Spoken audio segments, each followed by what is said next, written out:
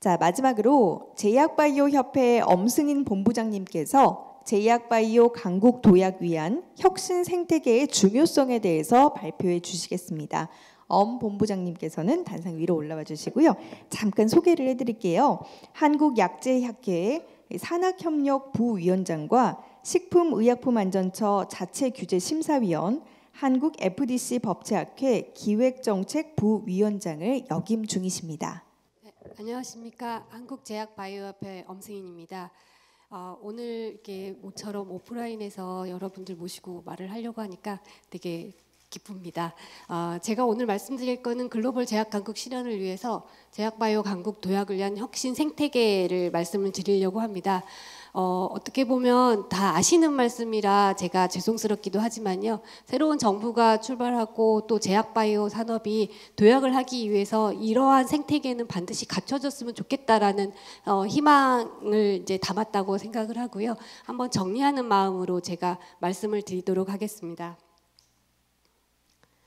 네. 먼저 저희 그 혁신 생태계가 이런 정도는 갖춰야 우리가 글로벌로 나갈 수 있지 않냐라고 말씀을 드리기 전에 좀 간단한 저희 현재 상황을 짚어보고 그 다음에 다음과 같은 한 6가지 정도의 생태계 구성 요건에 대해서 말씀을 드리도록 하겠습니다. 지금 시장은 저희가 200억 달러 규모의 시장이고요. 연평균 성장률은 4% 정도 하고 있습니다. 생산 실적의 성장률은 8%를 넘고 있고요. 또 고무적인 거는 수출 성장률이 24%를 넘고 있습니다. 시장 성장률이 사실 좀 낮은 거 아닌가, 뭐 전 세계적으로 한 6% 정도 이제 시장 성장률을 보여주고 있는데 저희가 시장 성장률이 낮지 않냐, 이게 성장이 멈춘 거 아니냐라고 생각을 하시지만 저희는 그 강력한 보험약가 억제 체제를 좀 가지고 있고 그 다음에 인구가 많이 감소를 하고 있는 그 환경이 가지고 있습니다. 따라서 이 생산량의 증가라든가 수출량의 증가가 저희 산업의 증가라고 보시면 되겠습니다. 다 아시다시피 우리나라가 지금 사실 신약이 그렇게 많이 개발된 편은 아닙니다. 올해까지 34개, 앞으로 또 좀 아직 시간이 있기 때문에 올해 새로운 신약이 나올 걸로 기대를 하고 있고요. 저희가 EMA나 FDA 등록된 게 뭐 지금 2개라고 하지만 사실 그 외에 더 많은 제품들이 수출되고 진출을 하고 있습니다. 그렇지만 이렇게 신약이 적지만 지금 임상시험 단계에 들어있는 숫자들이 거의 700개를 육박을 하고 있기 때문에 희망적인 신약이 계속 개발될 거라고 보실 수가 있겠습니다. 그러면 우리 산업이 어떻게 하면 발전을 할 수 있을지 그 역량을 잠깐 살펴보도록 하겠습니다. 지금 우리는 국내 10개사 정도가 이제 1조 이상의 R&D 투자 금액을 투자를 하고 있지만 사실 그 한 개사, 그 글로벌 빅파마의 한 개사가 투자하는 R&D 비용에 대해서는 되게 적습니다. 비해서는. 하지만 계속 증가를 하고 있는 R&D 비용이 있다는 거와 그리고 기술 수출이 10조 원을 넘어섰다는 것을 말씀을 드릴 수가 있겠습니다. 또한 원천 기술을 알 수 있는 특허 숫자로는 전 세계 바이오 중에서는 3위를 그래도 국가 순위에서는 차지하고 있습니다. 그리고 파이프라인 숫자를 좀 보니까 아까 유한에서도 좀 콜라보레이션을 위한 여러 가지 파이프라인을 많이 가지고 계신 걸 보시다시피 파이프라인 숫자가 계속 증가를 하고 있습니다. 지금 2021년까지 본 건 저희가 1,500개, 이거 조사 숫자이기 때문에 사실 이거보다는 더 많은 숫자가 있을 걸로 생각을 합니다. 바이오와 합성 신약이 골고루 이제 저희가 파이프라인을 가지고 있고요. 그 다음에 이번에 백신 글로벌 허브를 저희가 하면서 팬데믹 시대에 백신 생산 제조 능력을 보여줬다시피 그래도 바이오 의약품의 생산 수준이라던가 그리고 케미칼에서도 역시 우리가 만들지 못하는 약이 없을 정도로 다양한 의약품을 만들 수 있는 제조 시설은 가지고 있다고, 확보를 하고 있다고 말씀을 드릴 수가 있겠습니다. 그리고 많이 아시고 계시겠지만 저희가 그 병원 시스템이라던가 그 다음에 환자 모집, 그 다음에 임상시험의 수준이 세계 6위 수준으로 굉장히 우수성을 인정받고 있고 신뢰성을 확보하고 있습니다. 또한 아까 이제 첫 번째, 두 번째 세션에서도 말씀을 해주셨지만 바이오 기업 창업 숫자가 굉장히 많은 숫자가 지금 창업을 하고 있습니다. 그리고 VC에서도 바이오에 대한 투자 비용이 굉장히 높다고 저희가 판단을 하고 있고요. 그다음에 그 21세기에서는 뭐 철광석이라던가 뭐 석유 이런 것보다 사실 데이터가 가장 중요한 자원으로 알려져 있는데, 우리나라는 전국민 의료보험 데이터뿐만 아니라 새로 시작하고 있는 바이오 빅데이터에서도 이제 그 데이터가 굉장히 탄탄하게 되어 있습니다. 이러한 데이터는 사실 글로벌 빅파마들이 굉장히 많이 탐내는 거고요. 또 우리가 아까 앞에 임상시험 때문에 말씀드린 병원의 임상 데이터들도 굉장히 많이 축적돼 있습니다. 아직 저희가 활용은 못하고 있는데, 이게 활용만 잘할 수 있는 시스템이 갖춰진다고 하면 저희가 이러한 보건의료 분야, 제약바이오 산업에서 글로벌 빅파마를 빨리 따라잡을 수 있는 중요한 역량 중에 하나라고 말씀을 드릴 수가 있겠습니다. 그리고 글로벌 인허가 규제에 대해서는 글로벌 하모나이제이션을 충분히 갖추고 있는 그 정책이 시행되고 있는 걸 말씀을 드릴 수가 있고요. 그다음에 뭐 항상 강조해도 저희가 그 지나침이 없지만 우수한 인재들이 바이오 쪽에 굉장히 많이 몰려들고 있고 저희가 또 많이 뽑고 있습니다. 이러한 역량들이 아까 제조시설 역량이라든가 파이프라인이라든가 이렇게 VC 투자라든가 그다음에 데이터 부분의 역량들이 모여서 저희가 충분히 이런 그 제약 바이오 산업이 더 발전할 수 있는 그러한 역량을 갖추고 있다라고 볼 수가 있겠습니다. 하지만 문제점도 이제 뭐 다 아시다시피 있습니다. 사실 블록버스터가 없습니다. 세계에 갖다 팔아야 되는 블록버스터가 아직 안 나왔습니다. 한 번쯤은 나와야 될 거라고 생각을 하고 있고, 그런 걸 위해서는 글로벌 임상을 충분히 끝까지 할 수 있는 거와 그다음에 무엇보다도 R&D 자금이 많이 투입이 돼야 된다라고 저희가 생각을 하고 있습니다. 그리고 이게 저희가 지금 뭐 대표적으로 백신을 넣었지만 원료의약품이라던가 원부자재 같은 게 사실은 저희가 완제품에 치중되어 있기 때문에 그러한 부분에 대해서는 사실 공급망이 안정성이 확보됐다라고 할 수는 없습니다. 그러한 부분도 충분히 갖추어져야 될 거라고 생각을 하고요. 예를 들어 백신만 하더라도 사실 화이자와 모더나가 코로나 때문에 백신을 대량으로 생산을 하게 되면 사실 바이알이라던가 진짜 하다못해 고무막에 프리필드 실린지조차도 그런 쪽으로 쏠림 현상이 오게 됩니다. 그럼 백신 말고 그 외에 주사제를 만들어야 되는 우리나라 같은 경우에는 그런 원부자재를 구입하지 못해서 또는 원가가 상승을 하게 되는 그러한 사태를 빚게 되거든요. 이러한 그 공급 원부자재라던가 원료약품에 대한 공급망도 사실은 굉장히 그 주도 면밀하게 살펴보아야 될 점이라고 생각을 하고 있습니다. 그리고 국산의약품이 지금 저희가 사실은 경쟁력을 그렇게 갖추어 있지 못하다고 생각을 합니다. 사실 블록버스터 신약 개발을 하고 그 블록버스터가 세계에서 이제 많은 매출을 올리는 것 중요하지만 여러 가지 필수 치료제라든가 그 외에 여러 가지 그 수출할 수 있는 다양한 품목을 저희가 갖추고 있는데, 이러한 것들에 대한 글로벌 경쟁력이 과연 신뢰성을 확보를 하고 경쟁력이 있는지는 한번 고민을 해봐야 될 점이라고 생각을 하고 있습니다. 그리고 우리가 물건이 있으면 팔아야 되는데 그러한 팔 수 있는 능력은 과연 다 갖추고 있는지 이것도 한번 짚어봐야 될 거라고 생각을 합니다. 그래서 다 아시겠지만 혁신 생태계, 제약바이오 산업이 발전하기 위한 혁신 생태계는 그 뭐 어떤 거를 좀 갖춰야 될지에 대해서 제가 간단하게 정리를 해보았습니다. 일단 금방 말씀드린 대로 블록버스터가 팔아야 될 1조 이상의 글로벌 매출을 얻을 수 있는 그 블록버스터가 하나 이상은 반드시 나와야 됩니다. 지금은 나와서 우리가 자신감을 얻게 되면 그 글로벌 경쟁력을 갖추는 건 순식간일 거라고 생각을 합니다. 그래서 팔아야 될 물건, 그리고 그러한 물건을 개발할 수 있는 돈, R&D 비용이 확실하게 지불이 돼야 될 것 같고요. 그런 걸 만들 수 있고 개발할 수 있는 인재, 그리고 그걸 제조할 수 있는 제조 시설을 확보하는 게 우선적이라고 생각을 하고 있으며, 너무 당연한 말씀을 드리는 것 같아 죄송하긴 한데요. 이러한 것들이 갖추게 된다고 하면 저희는 글로벌 진출에 충분한 역량을 갖췄다고 생각을 하고, 이러한 것들을 다 조율을 하고 큰 시야에서 거시적으로 운영을 하기 위해서는 통합 거버넌스가 반드시 필요하다라고 생각을 합니다.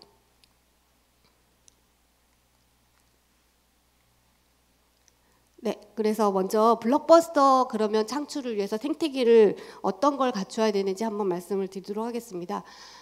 블록버스터 아까 금방 말씀드린 원래는 이제 10조 이상의 매출을 가지고 있는 게 글로벌 블록버스터라고 이제 정의를 하는데 저희는 사실 1조 정도 이상이 되면 글로벌 블록버스터로 저희는 충분히 성공했다고 볼 수 있기 때문에 그런 매출을 올릴 수 있는 블록버스터가 나오려면 당연히 그러한 물건으로 클 수 있는 그런 프로덕트로 클 수 있는 파이프라인이 많이 있어야 될 거라고 생각을 합니다. 지금 1,500개 정도라고 이제 저희가 아까 말씀을 드렸는데요.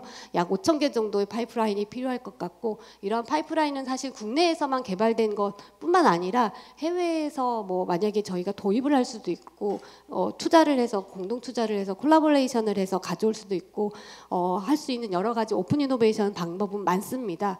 이런 것들 통해서 신약 파이프라인이 5,000개 이상은 증가를 해야 될 것 같고 그다음에 이러한 거를 키우기 위해서는 R&D 규모가 2020년 저희가 조사했을 때는 상장 기업 평균 한 10.7% 정도로 두 자리 숫자로 올라왔는데 이게 그래도 15% 정도는 올라서야지 저희가 그러한 그 블록버스터를 키울 수 있다라고 생각을 하고 있습니다. 그리고 이제 지금 현재 정부에서는 앞단에서의 임상 시험까지 진행을 하고 있지만 후단의 임상 시험에 정부의 R&D 비용도 증가를 하기를 저희는 희망을 하고 있고요. 그 정부의 R&D 비용으로 부족하다고 한다고 하면 펀드 구성을 통해서라도 이러한 그 R&D 자금이 충분히 유입되어야 된다고 생각을 합니다. 그리고 아까 말씀드린 저희가 데이터가 저희 우리가 글로벌 빅파마를 따라잡을 수 있는 가장 중요한 요소라고 생각을 하는데요. 이러한 데이터를 확보를 하기 위해서 저희가 FDD 연합형 인공지능 플랫폼 구축이 꼭 필요하다라고 말씀을 드릴 수가 있겠습니다. 제가 이 전공은 아니어서 뭐 크게 말씀은 못 드리지만 이런 연합형 인공지능 플랫폼의 가장 기본적인 그 컨셉은 뭐냐면 지금 우리가 갖고 있는 병원 데이터, 그 국민 바이오 보건의료 데이터, 그다음에 각 제약사들의 연구 데이터들이 있지만 이런 데이터들을 사실 모아서 물론 물리적으로 모아서 합치는 것은 사실 불가능합니다.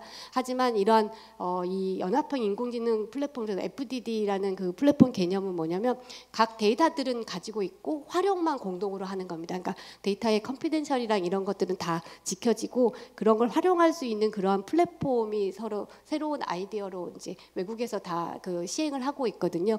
그래서 그런 활용만 공동으로 할 수 있는 그러한 그 플랫폼 AI 플랫폼이 구축이 된다고 하면 저희가 충분한 그런 데이터 활용이 충분히 될 거라고 생각을 하고요. 그다음에 이거는 뭐 약간의 규제 쪽이긴 한데 리얼월드 데이터를 통해서 이미 그 개발되고 있는 제품들의 그 새로운 효능을 추가를 한다던가 아니면 좀 더 확장된 개념으로 빠른 개발을 할 수 있는 RWD나 RWE에 대한 그런 규제 활용 같은 그러니까 새로운 규제 모델이죠. 새로운 인허가 규제 모델들을 빨리 도입을 해가지고 국내 개발 신약들이 더 빠르게 시장에 진입할 수 있게 도와주는 시스템이 구축되어야 된다고 생각을 합니다.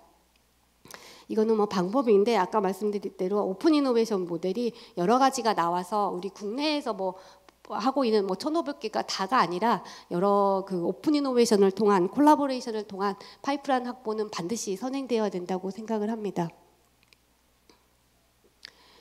그리고 하나 말씀을 드릴 거는 이제 여기에서 저희가 이런 전주기적 인 패키지 모델이 필요하다라는 걸 말씀을 드리려고 제가 그 슬라이드를 넣었는데요. 이게 제가 조금 이따 통합 거버넌스 부분에서도 말씀을 드릴 텐데 사실은 지금은 이제 정부가 거시적 관점에서 이렇게 어떻게 보면 프로덕트 매니저처럼 이런 제품들에 우리가 그 후보 물질에 정부가 R&D 비용을 투자를 했는데 그런 것들이 잘 크고 있는지에 대한 그러한 그 관리 가 아니라 연구자 스스로가 여기 부처 찾아다니고 저기 부처 찾아다니고 자기가 여기까지 지원을 받았으면 그 다음에는 다른 데 가서 지원을 받아야 되고 이런 식으로 이제 하기 때문에 그런 자금 조달이 어렵거나 R&D 그 모집 기간에 모집이 안 된다고 하면 그 다음 기회를 노려야 되고 이러한 그 끊김 현상이 조금씩 있습니다. 그거는 뭐 연구자분들이 계속 그 애로사항으로도 말씀을 드리고 그 다음에 여기 장기간의 그런 R&D 지원을 못 받기 때문에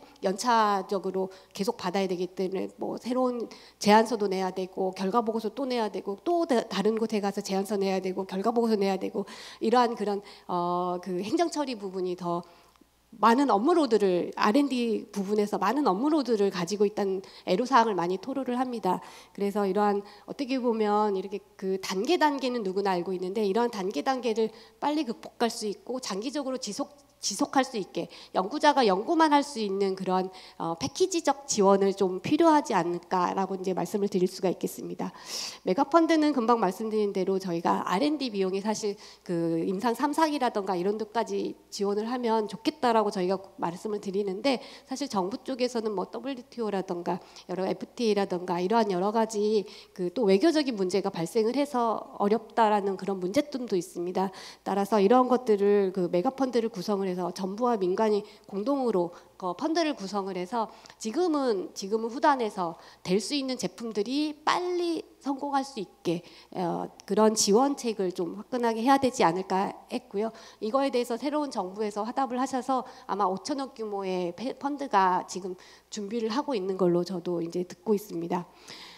이러한 것 통해서 이제 제가 좀 강조를 하고 싶은 건 우리나라의 빅파마도 이제 나와야 되지 않을까라고 이제 말씀을 드리고 싶습니다. 이거에 대해서는 이제 바로 말씀을 드릴 건데요. 사실 이제 우리가 당연히 빅파마에 이제 저희가 택도 없는 매출을 가지고 있습니다. 아마 글로벌 100대 기업에 우리가 뭐 3, 4개 들어있다 이런 얘기는 계속 저희가 자조적으로 말씀을 드리는데 이제는 저희가 50대 기업, 100대 기업에 뭐 많은 플레이어들이 들어가서 글로벌 시장에서 활발하게 활용을 해야 될 거라고 생각을 합니다. 어떻게 보면 우리나라 지금 현재 경제 수준에 비해서는 글로벌 빅파마가 안 나온 게 좀 이상할 수준이기는 합니다. 그래서 이제 이러한 그 여러 가지 환경 조성을 통해서 빅파마가 그러니까 우리나라의 빅파마가 나오면 어떨까라고 이제 저희는 좀 고민을 하고 있습니다. 예를 들어서 M&A를 통해서 이제 좀 어렵지만 아까 이제 전통 제약사들이 지금 뭐 이제 삼바나 셀트리온 같이 이제 이미 그 바이오 쪽에서 뭐 부각을 나타난 큰 대기업들이 있지만 전통 제약사의 대기업이라고 하는 부분들은 아까 이제 안정성을 추구해야 된다고 아까 말씀을 하셨긴 하지만 그런 부분들에 대해서도 좀 고민을 해서 어떻게 보면 3조 정도의 회사가 나와야 저희가 50대 기업에 이제 충분히 들어갈 수 있거든요. 그러한 기업들이 나올 수 있게 여러 가지 그런 그 국가적 시책이 좀 고민을 해봐야 되지 않을까라고 생각을 하고요. 그게 꼭 회사와 회사를 합치는 게 아니라 뭐 새로운 기술의 파트너를 합친다던가 그러한 사업화 부분만 합친다던가 아니면 뭐 다른 그 투자를 다른 방법으로 해서 그러한 그 큰 기업들이 여러 가지 더 커져서 왜냐하면 우리는 우리의 경쟁 상대가 우리끼리가 아니고 글로벌로 나가야 되기 때문입니다. 그래서 이런 전략적 제휴를 통해서 그 메가파마 우리나라의 글로벌 빅파마가 꼭 하나 나와야지 이 그 성공 사례가 돼야지 이 글로벌 시장에서 저희도 성공할 수 있다라고 생각이 듭니다. 네, 이거는 이제 해외 펀드 사례인데요. 이거는 뭐 여러 가지 그 기사에 많이 나온 거라 제가 특별히 말씀을 드리지 않겠습니다. 마찬가지로 저희가 지금 메가펀드 구성에 대해서 정부에다가 제언을 드린 게 이제 정부와 그다음에 국책은행 민간의 수준의 그 펀드를 같이 구성을 하자라고 했었는데 이거는 이미 좀 가시화가 되고 있기 때문에 이 모델은 아니지만 가시화가 되고 있기 때문에 이 슬라이드는 그냥 참고용으로 저희가 그렇게 정부에 제안을 했다라는 그 모델로만 참고만 해주시면 좋을 것 같습니다. 다음은 두 번째로 이제 제조 시설에 대한 그 말씀을 좀 드리고 싶습니다. 우리가 아까 말씀드렸듯이 글로벌 백신 허브가 되고 그다음에 여러 그 글로벌 그 백신 회사로부터 CMO 제안을 받았던 가장 큰 이유는 제조 시설을 확보하고 있었기 때문입니다.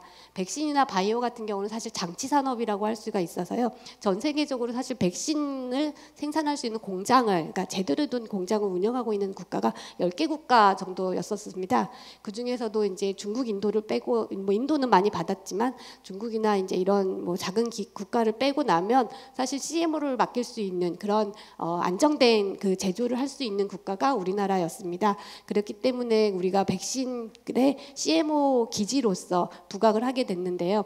그와 마찬가지로 우리는 그 제조 시설 지금 현재 우리나라에 한 260개 정도의 GMP 제조 시설이 있는데 이러한 제조 시설에서 사실 못 만들 약이 없습니다. 이런 못 만들 약이 없기 때문에 이러한 다른 의약품에 대해서도 아까 이제 저분자 합성화합물이라고 했는데 그런 부분의 CMO에 대해서도 저희가 충분히 자신감을 가질 수 있게 이 제조 시설에 대한 투자도 뭐 미리 해놔야 될 거라고 생각합니다. 이러한 부분의 그 제조 시설에 대한 생태계 조성이 확보가 된다고 하면 지금같이 사실 우리나라 그 팬데믹이 왔었고 그다음에 미중 갈등이 있었고 그리고 러시아 우크라이나 전쟁이 있으면서 사실은 각국에서는 어떻게 보면 자유무역에서 반대되는 폐쇄무역으로 많이 바뀌게 됩니다. 자국민 우선이 가장 중요하기 때문에 세계 정세가 어떻게 변동이 되고 어떤 일이 될 때마다 사실은 자국민의 생명을 우선시하기 때문에 의약품 공급 같은 경우는 자국민한테 우선이 될 때 다른 나라에는 되게 치명적이게 되는 거거든요. 이럴 때 국내 제조 시설이 없다고 하면 아까 말한 대로 우리는 2배, 3배의 돈을 들여서 의약품을 사와야 되고 백신을 사와야 되는 상태가 됩니다. 따라서 이런 제조 시설의 그 역량 확보는 자국민 보호뿐만 아니라 글로벌에 아까 저희가 새로운 시장 창출에도 중요한 역할을 할 거라고 생각을 합니다. 따라서 우리가 이런 제조 시설에 대해서 다른 나라와 차별하게 중국, 인도와 차별화되고 다른 뭐 아일랜드랑도 차별화되기 위해서는 새로운 그 스마트 공장 데이터 분석의 새로운 스마트 공장에 대한 투자를 통해서 제조 효율화도 올려야 될 것 같고요. 그다음에 제조 혁신을 통해서 새로운 첨단 바이오 의약품도 생산을 할 수 있는 그러한 그 제조 시설의 고도화라고 할까요? 그러한 것들에 대한 투자가 필요할 때라고 생각을 합니다.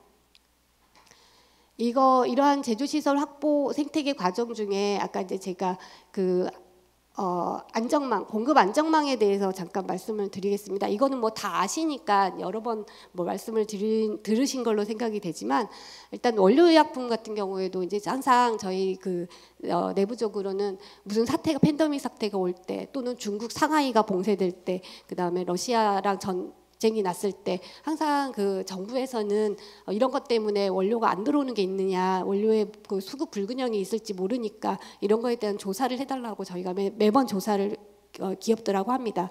하면은 항상 예측하시는 대로 원료의 공급망이 불안정하기 때문에 이러한 원료가 안 들어옵니다. 이러한 필수적인 제품에 생산하는 그런 원료가 부족합니다라고 이제 신고가 들어옵니다. 이제 다행히 아직까지는 계속 넘어갔고 그나마 다행인 건 또 저희가 제조 시설이 아까 제가 260 몇 개가 이제 됐다고 했잖아요. 그 회사들이 재고를 많이 이제 가지고 있기 때문에 쿠션이 있습니다. 그래서 중국 상하이 같은 경우도 이제 봉쇄됐거나 그다음 코로나 초반에 우리가 뭐 미국에서는 아세타미노펜도 부족하고 뭐도 부족하고 막 뭐 이렇게 했을 때 저희가 그때 막 그 빨간 그 경고등이 켜지지 않았던 거는 이제 제조 시설들이 제조 회사들이 그런 필수약품이라던가 제조 치료제 이런 것들에 대한 재고를 좀 가지고 있는 쿠션이 있었기 때문에 괜찮게 계속 견뎌 나가고 있었는데요. 사실은 이러한 그 원료들이 우리도 마찬가지로 중국, 인도에서 그 많이 들어옵니다. 예측하시는 대로 특히 중국 의존도가 굉장히 높기 때문에 사실은 이런 게 장기화되거나 아니면은 더 그 심각한 사태가 된다고 하면 우리나라에서도 치료제 공급이 원활치 못할 거라고 생각을 듭니다. 뭐 진짜 아주 간단하게 수술실에 지혈제가 없으면 수술을 못 하잖아요. 수술을 못하는 사태가 발생을 할 수도 있을 것이고 그다음에 뭐 응급 환자 처치는 물론이고 희귀 질환 난치성 환자들의 치료제는 당연히 공급이 어려운 상태가 될 수 있겠습니다. 모든 의약품의 원료를 우리나라가 생산할 수는 없습니다. 없지만 그래도 국경이 폐쇄됐을 때 아니면 팬데믹 때문에 진짜 세계 무역이 중지됐을 때 우리나라 국민들의 생명이 지장이 없는 정도의 그 의약품에 대한 그 원료부터 완제까지의 그러한 공급망 안정성은 확보가 필요하다라고 생각을 합니다. 뭐 이런 거는 다른 나라도 다 그런 위험성을 다 가지고 있어가지고요. 미국 같은 경우에는 이제 의료 제품에 대한 이런 걸 비축을 늘린다던가, 그 다음에 세금을 감면한다던가, 그 다음에 그런 제품만 산다던가 하는 정책을 당연히 바이든이 행정명령을 발의를 해서 했었고요. 일본 같은 경우에도 이런 항생제 계열에 대해서는 100억 엔 정도의 10억 엔 정도의 그 보조금을 줘서 이쪽에서 일본에서 생산을 할 수 있도록 보조금 정책을 피우고 있는 그런 실사례를 볼 수가 있겠습니다. 우리나라도 사실은 우리나라는 무역 의존 국가이기 때문에 사실 WTO나 아까 FTA 때문에 이런 그 국내 생산 원료에 대한 또 그런 혜택도 마음대로 주기가 어렵지만 우리가 지금은 그래도 그 효율적인 정책을 좀 펼쳐서 고민을 해봐야 될다라고 생각을 합니다. 네, 그 다음에는 이제 제가 의약품, 그러니까 제품과 그다음에 생산 시설을 말씀을 드렸는데, 그다음은 인재입니다. 인재 뭐 이거는 사람이 있어야지 사실 공장도 돌리고 그다음에 의약품도 만들고 그다음에 R&D를 할 수가 있겠다라고 볼 수가 있겠습니다. 그래서 이러한 혁신 인재 양성을 위한 플랫폼이 이제 필요하고요. 이 혁신 인재 전문인을 양성에 대한 그 여러 부처에 사실은 그 많은 그 프로그램들이 있는데, 이러한 프로그램들이 사실은 중복되거나 아니면 현장에서 부족하다라고 많이 느끼고 있습니다. 그래서 이러한 마스터 플랜을 짜서 이런 인재들이 효율적으로, 그리고 현장에서 원하는 미스매치가 안 일어나는 인재들이 양성이 돼야 될 거라고 생각을 합니다.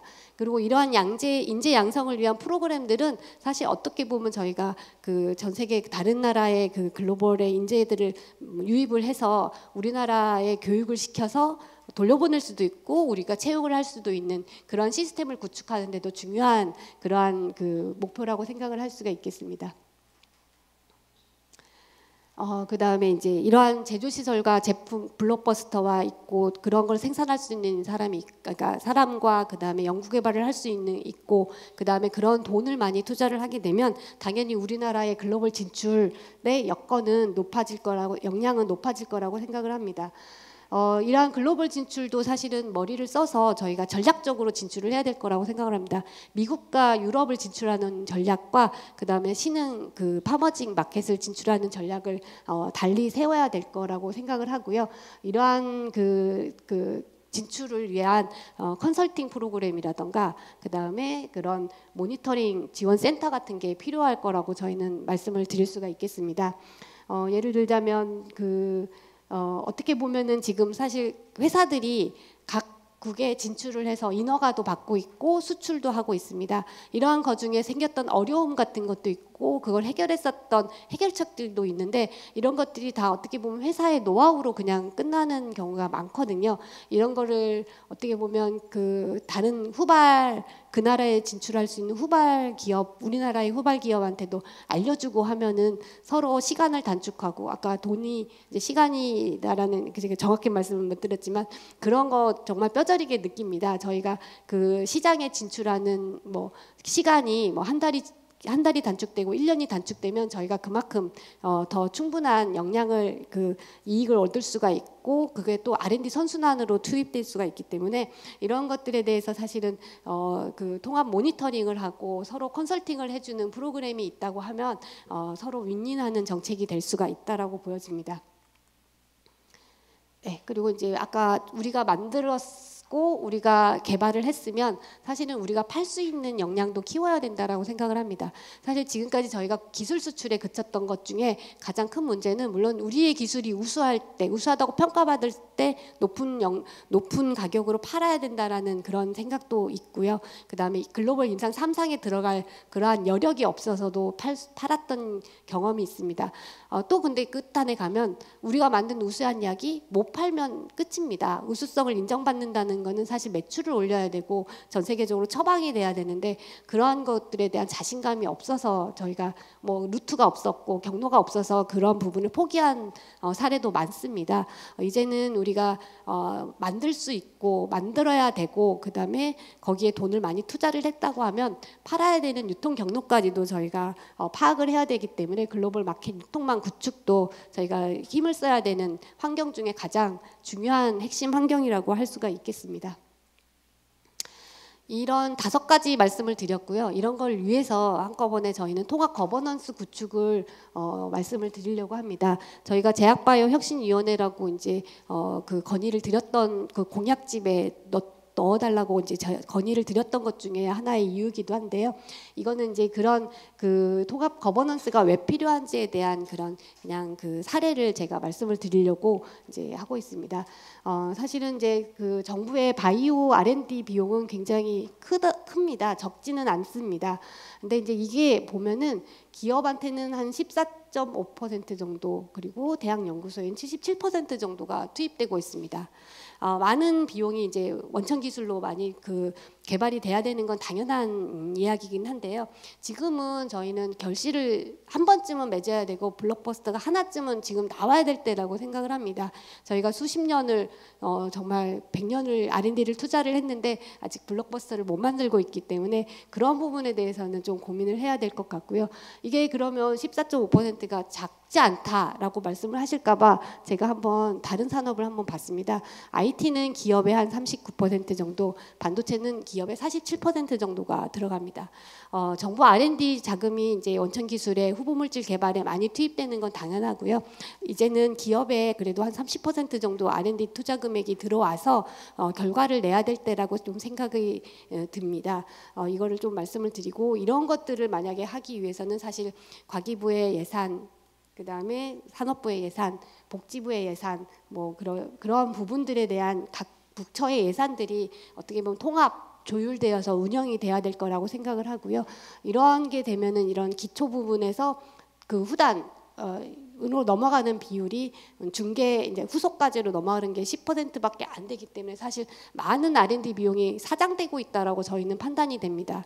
어떻게 보면은 기초가 사업화가 되고 제품화가 될 때까지 넘겨주는 그런 비율이 높아져야 되는데, 약간의 분절적 예산 지원이라던가 분절적인 그런 정책 지원으로 인해서 후속 연구로 안 넘어가고 계속 기초만, 그 도돌이표처럼 기초만 연구를 하고 있지 않을까라고 이제 좀 고민을 쓸었습니다. 그래서 이러한 그 응용 연구 비중이 저희도 한 30%까지는 올라가야 되지 않을까라고 생각을 하고요.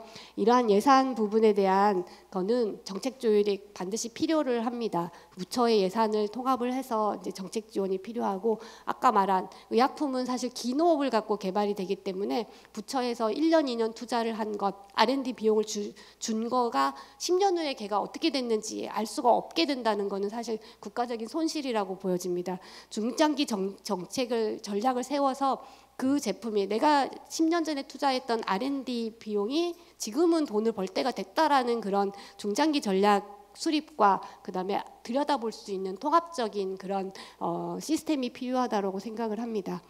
그리고 이제 이러한 부처들의 그 힘을 다 합칠 수 있는 그러한 통합 거버넌스 구축은 지금쯤은 반드시 나와서 블록버스터가 나오고 저희 빅파마가 글로벌 국내사가 그 글로벌 제약사가 될 수 있게 힘을 써줘야 된다고 생각을 합니다.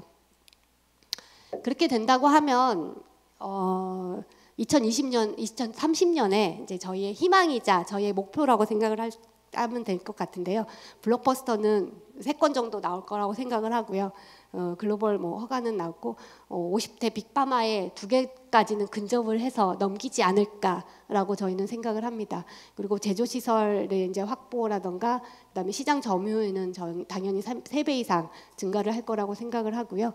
뭐 저희가 그 사이에 인력 양성을 통해서 일자리 창출은 당연히 따라가는 거고, 그렇게 되면 의약품의 자국화, 실험뿐만 아니라 글로벌 경쟁력을 갖출 수 있는 글로벌 강국이, 제약 강국이 될 거라고 생각을 합니다. 본 슬라이드는 그냥 저희 그 희망이기 때문에 뭐 이게 굉장한 뭐 그 내세우는 목표는 아니기 때문에 그거는 참고를 하셔서 좀 말씀을 해주시면 좋을 것 같습니다. 이러한 희망을 품고 이러한 저희가 블록버스터를 만들 수 있고, 그다음에 그 블록버스터를 생산할 수 있는 제조 시설을 갖추고 R&D를 할 수 있는 충분한 인력이 모일 수 있도록 정부에서 좋은 정책과 그리고 민간에서의 VC들의 많은 투자, 이런 거를 저희가 바라면서 이상 제 발언을 마치며 경청해 주셔서 감사합니다.